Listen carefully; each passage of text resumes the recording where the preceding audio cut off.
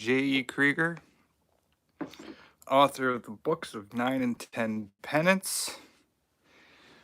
And I'm back again for another chapter reading. This is the final chapter in my first novel, The Magic Paintbrush, right there. About the boy trapped in the painting, and he's been trapped in there for over 500 years. In the previous chapter, the man with the Picasso of a face gave him the second brush, and Fragonard took it and battled his way through an Escher maze that Botticelli had painted in the cap. And if you don't know who M.C. Escher is, I suggest you go check out his work. You've probably seen it before. So now, in this chapter, the final chapter, he's going to battle it out with Sandro or Jared Botticelli. So I hope you enjoy the final chapter. Check out my books on Amazon. Both let's see here. The Magic, it's part of the series. Yeah, so this book right here, The Greatest Storm, and The Magic, that's a romantic comedy, and The Magic Paintbrush are on sale for $2.99 on Kindle Reads. And so hopefully you'll give this a review, or maybe turn, if it's not for you, maybe you know somebody you can share this video with, someone who might enjoy the story. And then I don't have a Kindle version of the third book yet, The Tale of Yelizelsky and the Unicorn. All right, it's the final chapter. Tomorrow I'll probably do another live video, and I'll just talk about this book and the art behind it, and maybe some of the process. But next week, since I'm not really sure what to do, I'll probably talk about my 2 mysterious poetry books, and I'll talk about that next week.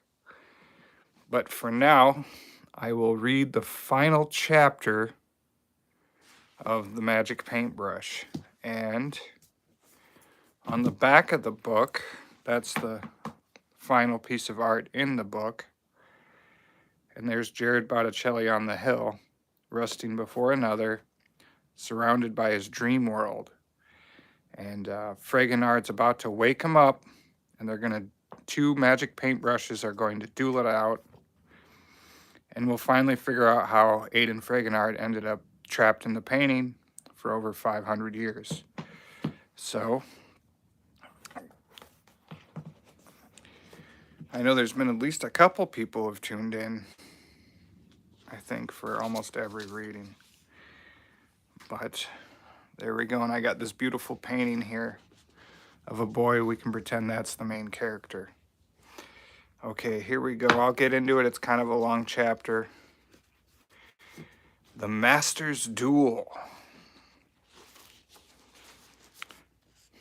I walked up and over the hill. Excuse me. Oh, better start again. I walked up and over the first hill, and then up and over the other, to where Botticelli lay under the shade of that tree he was so fond of. I wasn't about to give my first blow while he was still asleep in a starry daze. I made my intentions well known by kicking dirt in his eyes, asking he get up from his deceitful slumber and face me, for unlike him I had nobility and honor on my side. He slowly woke from his dream with a startled, bewildering look, as if though he couldn't believe that I stood before him on top of that hill. "What's this foul taste you've put in my mouth?" he coughed and complained. With a passionate gusto, I veered in his face. "That dirt is a badge of honor for those who have learned to work hard for their efforts." Botticelli folded his hat over his eyes and propped himself back up against the tree. "Let's continue this unpleasant conversation another time, Fragonard. I was just in the middle of a rather pleasant..." I kicked another pile of dirt on him, and then I gestured with a hand. "I suggest you wipe the crust from your eyes, For the dream you thought you were lost in is now under my command. My words with him were quite smug indeed. That's when he noticed his dream world had become a representation of the one thing he loathed more than anything else in life, hard back-breaking labor, and the efforts of a true master of the plow. My azaleas, the ruined, and the geraniums. You've turned them into alfalfa sprouts. Yuck! How were you able to do this? It just so happens that I too have a magic paintbrush, given to me by a man by the name of Ethan Bourdon, and crafted under the masterful skills of his dear old friend Rayburn. He responded in a violent rage. You do not choose to battle with me, boy. I am Jared Botticelli, masterful painter and daydreamer. I swung the brush vicariously in the air behind me, my palette held at an angle as a shield in my defense. Now we shall see who the true master is, Botticelli, once and for all. With a vengeful glint gleaming in his eyes, reflecting in my own, he pulled out his brush and palette. Very well, young Fragonard.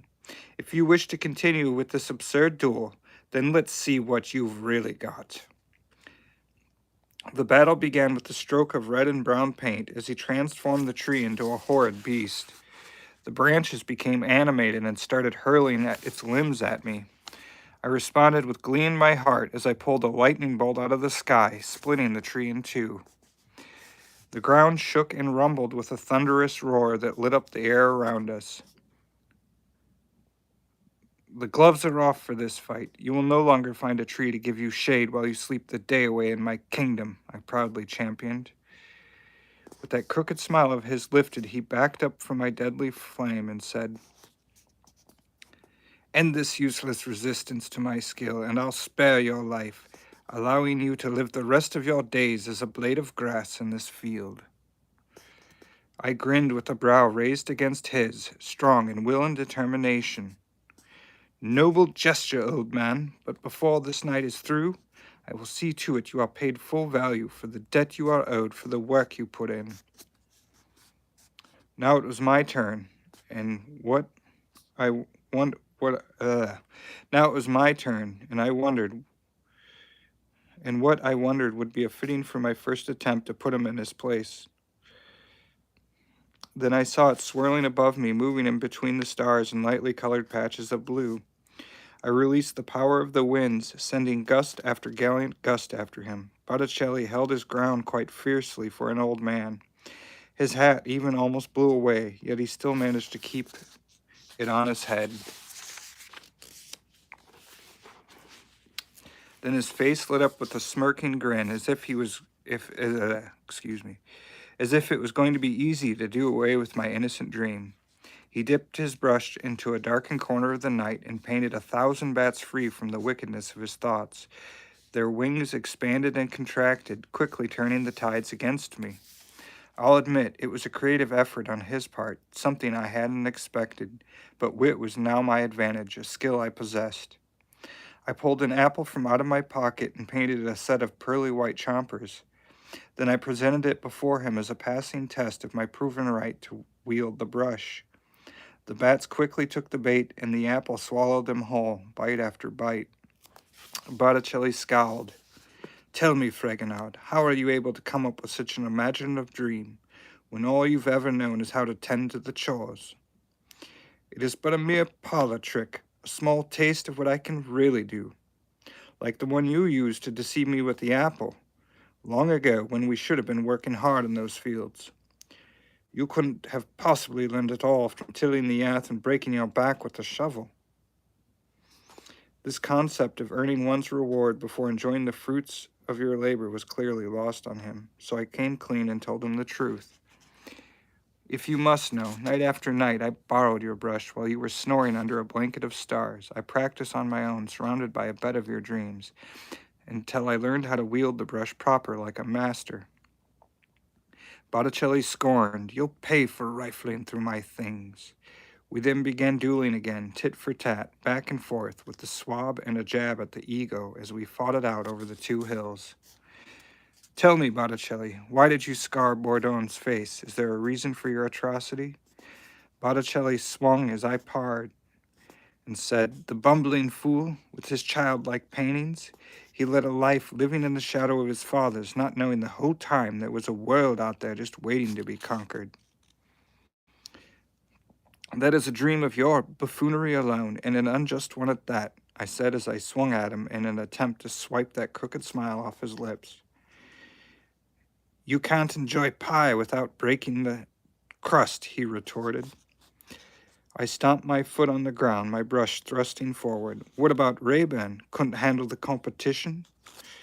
That comment really seemed to send him over the edge, so I swiped the brush at his feet and cut the grass out from under him. He slipped back and fell over the tree stump. I offered to help him on his feet, a gesture of good intent extended in the heat of battle. Instead, he did the most dastardly thing. He threw a pile of dirt in my face, ungrateful for the gracious living my kingdom had provided for him. While I was brushing myself off, it gave him enough time to come back with a masterful feat. He swirled his brush into the clouds, releasing a downpour of rain. Every color of the rainbow fell from the sky, scattering across the landscape. I painted a ditch to let the water drain so we could both catch our breaths. I stood on one side wearing my well-worn garments, and he stood on the other with another trick up his finely woven sleeve. "Had enough, old man?" I said as I swatted the brush side to side. "Not by a long shot. Let's see if you can top this trick with the eye."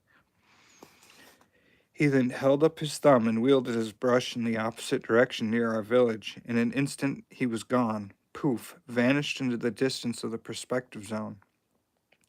I couldn't let it end there. I tapped the brush behind me, causing the hilltop to rise in a swell. I kept building up speed until I landed right back at his deceitfully crooked smile. Just before this mountain of earth came crashing down, I yelled in triumph, "Is this the perspective you were looking for?" "Worthy attempt, Fragonard, but I have to ask, are you humble enough to step down off your throne, or do you prefer to wrestle around in the mud like a pig?" I suppose I could have ignored his request and left it at that, but I accepted his challenge to keep the balance of things well in proportion. Once on the streets, Botticelli backed up with palette in hand and that awful crooked grin of his, and so we started dueling again. I told him it was his turn to lay down a stroke and to lap it on thick with a fresh coat of paint. He smeared his brush across his palette, and then he swiped it over a bed of daffodils. The flowers became animated and sprung to life. I was shrouded in a haze of glittery dust, so I painted a pebble free from the road. The stone hopped up and started bashing the butterflies, splattering them all over his well-crafted cobbled streets. Lavina and Sculptura then broke through the garden walls and brought their brawl in the courtyard into the middle of our fight. I said if he wasn't careful, I would turn their lust for my fair hair into a lust for his oily blood. Botticelli let out a mocking laugh. "If you expect me to believe you created a woman, let alone two of impeccable beauty, then I shall create a man with a well-chiseled chin for the two of them to swoon over instead." With the stroke of his brush, he turned that stone in mid-hop into a man with dashing good looks.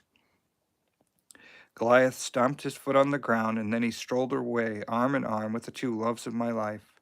All I could think of is what a horrible trick to play on such a dear old friend. That's when I noticed he'd taken this advantage with another skill he possessed, to run off from his dreams. I boastfully shouted, "Where are you going? You still haven't seen a true test of my skill played out yet this night on the streets you claim to have provided for the people." I couldn't let him escape, not after that dastardly blow to my heart, so I made a dash to Landseers to end this night standing on all fours. When I arrived, I noticed the lock had been picked. The door then burst open and Botticelli rode past me. I yelled out, "Curse you, Botticelli, and the preponderance of your arrogance. We shall see who wins the night and who is asleep when the sun rises over those two hills you undeservingly rest your back on." That's exactly what was on his mind. He rode back out to the fields as he prepared himself for his last grand and epic feat. I jumped on a horse and rode after him. I was dodging and dashing his blows until finally he nailed a good one and knocked me off my horse. Botticelli threw everything he could at me. I was a cart stuck in the mirror with a broken axle and no one around to help give me a helping hand. So I used what he threw at me and turned it into a dream of my own by painting my greatest feat yet. There I stood tall on a mountaintop made of soil as he proclaimed he was finally done with me and my trickery. You could have been my apprentice, young Aiden, prince and heir to the throne of a pile of dirt, but you lacked the skills necessary to be a masterful painter. Now you will rue the day you ever crossed paths with me, Jed Botticelli, master of the brush. Botticelli released the magic of the stars, a trick he learned from me when we first met. Thousands of them hurled towards the earth in a shower of hellfire and rain, but this time I didn't swipe them away. With what little wit remained on the tip of my brush, I painted the mountain of dirt into a pile of unstable rocks. The stars pounded into the side of the hill and tore it to smithereens. Sparks flickered and dirt shot into the air as Botticelli and I fell away from the mountain. There were no more tricks up his sleeve, and unlike him, I had the upper hand all along. Because before the battle even began, I'd painted my brush and palette firmly to my hands. Here we go. I dug myself out and stood over him, ready for his last and final words. He claimed mercy be shown, but I wasn't about to be merciful when a thought occurred to me for a fitting end to his treachery. I dipped my brush into a bit of white paint, and just before the sun rose, I painted poor Botticelli into the sky as a cloud and watched as he drifted away, never to be seen ever again. After the battle, I painted myself free from the brush and palette and walked back to our village, which seemed to return to normal, as his curse had been lifted and his dream had floated away along with him into the clouds. I returned to my father's humble little home, and what a relief it was. Enstrom and his daughter, Renoir, Bourdon, and Rayburn were waiting there for me. I couldn't help but think of the absence of Grantwood and Logan Landseer. The part those two played in this tale truly left a hole in my heart and in our kingdom, which would not be so easily filled, as if it ever could be filled without the help of Grantwood and Landseer's skills. When night fell, I painted Rayburn a face and put the proportions of Bourdon's back into place. Yet there is still one lingering scar on his cheek I couldn't seem to swipe away. He asked that I leave him this mark as a reminder of what Botticelli had done to him and his father. I now had to paint my father back to health, which was an easy thing to do, but painting him free from the canvas proved to be impossible. It seemed he was bound to the oils for all eternity, as if there was no way of breaking this last and final lingering spell. I sighed in distress, but alas, it was a part of Botticelli's magic he took with him when he floated away. I sat down on the bench outside our home with my head in my hand. Bourdon sat down next to me to try and cheer me up. He told me of the night Botticelli painted his father onto the canvas. He said something strange happened when he leaned in to give him a hug. A part of him traded places with his father for but a moment. He then leaned back and noticed his hands. They had broken free from the oils on the canvas. He wasn't sure if this would help, but I now knew what I would have to do to break this curse, and I knew it was something my father would just have to live with. I walked into his home and leaned into the portrait to give him a hug and tell him that I loved him and that I would do anything for him, no matter the cost. We held for a final warm embrace before I traded places with him inside this canvas, forever sealing my fate. And that is how I stand before you this night, young Stefan, trapped in this painting for all eternity. My father was heartbroken, but so was I, for all that I had put him through, and put our kingdom through. I refused to leave the painting and ordered the brushes to be burned at once until there was nothing left, so that this horrific fate could never befall upon anyone or any kingdom ever again. My father begged I reconsider, but I contested. Eventually, he accepted my fate and did as I said. He threw the two brushes into the fireplace, and I watched them burn from within the confines of this canvas. Something mystical happened as I watched the brushes smolder into ash. Hold on here. The flames lit up, sparkling in many different shades and hues. There was, let me see, every color of the rainbow, red and green, blue and pink, orange and purple. This nightmarish black soot flowed endlessly from the tips of these surreal flames. They began to take on a life of their own, dancing around my father's fireplace as if playing one last final game for my amusement. A fitting end, for the secret to this magic was not meant to be squandered on human hands ever again. Something else strange happened. I swear to you, young Stefan, I saw a pair of soft yellow eyes staring right back at me in content as the last of these colorful flames dwindled away in my father's fireplace. Bourdon and Rayburn decided to stay on as field hands in our kingdom. They never returned to their homeland. It took some doing for my father to get them used to our way of life. Working with the shovel and coming home every night with dirt on their backs wasn't their forte. After a couple of years, though, I'll say this, they finally found their niche and truly earned the right to wear the dirt in our fields as a badge of honor for the work they put in. Once they found their niche, they were even able to find some time to paint a few things here and there. They would often leave their works of art in my father's home for my critique. My father, he eventually got used to having a son hang up on his wall. I have a lot of fond memories in that humble little home of ours as a painting. Years later, Grant would return to our kingdom. My father couldn't have been happier to have him around, and so was I. Of course, Logan Landseer was never forgotten. A statue was commissioned by my father in his honor. I remember the day well when newcomers started visiting our kingdom again. My father was out in the fields working hard, tending to the crops and the chores that so desperately needed to get done, when a young man showed up outside our home. He must have not known I was a painting, as I appeared to be just fine from the view in the window. I looked at him with a brow raised and said, "Halt! Who goes there?" He humbly replied, "The name is Petit. I heard your kingdom accepts people from other nations, and well, I was looking for work." "My name is Aidan, and I am prince and heir to the throne of the kingdom of Fregenard. We are always open to those from other nations who can no longer support themselves in their homeland, for whatever reason it is they have. You may stay in the kingdom of Fregenard for as long as you like, so long as you like to farm or raise goats. That is, unless you have any special skills or talents our kingdom could use. Well, I used to be a stable boy back home, but they have plenty of those. There's just no work for me there. Well, there is a seat open at a stable not far from here. I warn you, however, the man who once worked there, his shoes will not be easy to fill. The job is yours, though, but only if you are willing to work hard for your meal at the end of the day." And there we have it, the end. And that is the final chapter from The Magic Paintbrush about the boy trapped in the painting. And fun fact, Petit was the man who I think I'm right on that one, but Petit was the man who actually replaced the real life Fragonard, replaced his seat at the art table in real life. So, but I have to look up that fact again, but I think that's true.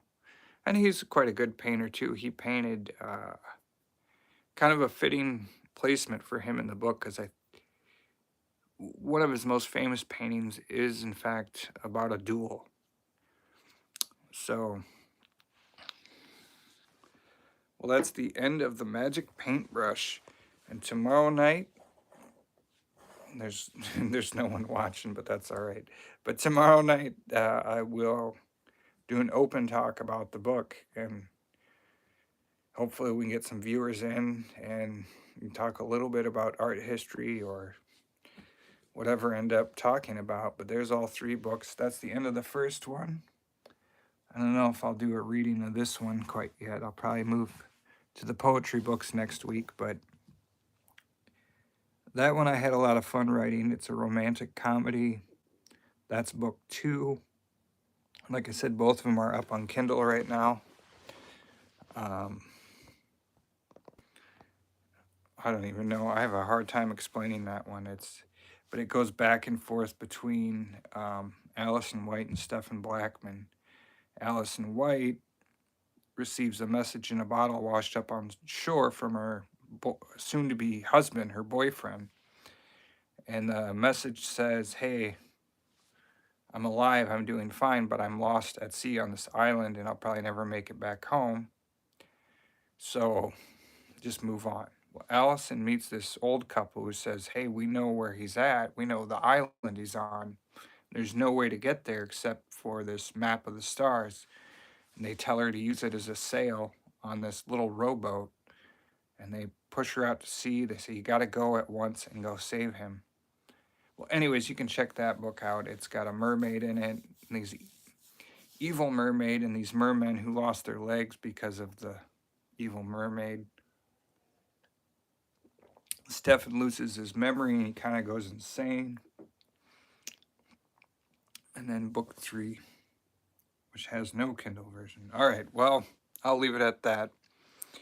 But thanks for those who tuned in for the final chapter. I'll see you guys tomorrow night.